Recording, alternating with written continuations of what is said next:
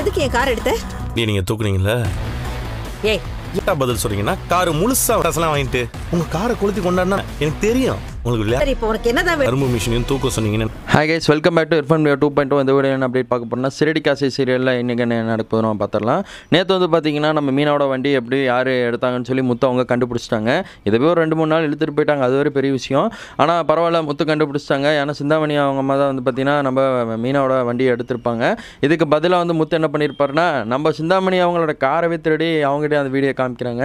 நீ தானே இந்த வீடியோ எடுத்தா அப்படின்னு சொல்லி அந்த வீடியோ போட்டு காமிச்சோன்னே சிந்தாமணிக்கு எனக்கு ஒன்றும் தெரியாத மாதிரி முத்துக்கிட்ட இது பண்ணுறாங்க. எனக்கு எல்லாமே தெரியும். இப்போ உங்கள் கார் வேணுமா வேணாமா, இல்லை தீபாவளி ஆளுகள் எல்லாத்தையும் கொண்டாட சொல்லட்டுமா, தீபாவளிக்கு பட்டாசுலாம் வாங்க வேண்டியது இல்லை, உங்கள் காரை நான் கொளுத்தி போட்டாலே போதும் அப்படின்னு சொல்லிட்டு இருக்காங்க.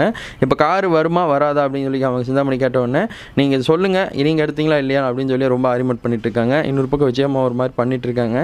முத்து ஒரு தரமான ஒரு சம்பவம் பண்ணிட்டாங்க. எதுக்காக இந்த சிந்தாமணி அவங்க நம்ம மீனாவோட பைக்கை திருடணும், எதுக்காக அவங்க காரை திருடணும்னு எதை நோக்கி போயிட்டு இருக்குன்னு தெரிஞ்சால் கமெண்ட்டில் சொல்லுங்கள். சிரடி காசி சீரியல் கொஞ்சம் ஸ்லோவாக போகிற மாதிரி தான் இருக்குது. இன்னும் கொஞ்சம் டாப் கியர் எடுத்துகிட்டு கொஞ்சம் ஃபயராக போச்சுன்னா நல்லா இருக்குன்னு என்னோட கருத்தாக இருக்குது. தேங்க்ஸ் ஃபார் வாட்சிங் கைஸ். Bye viewers.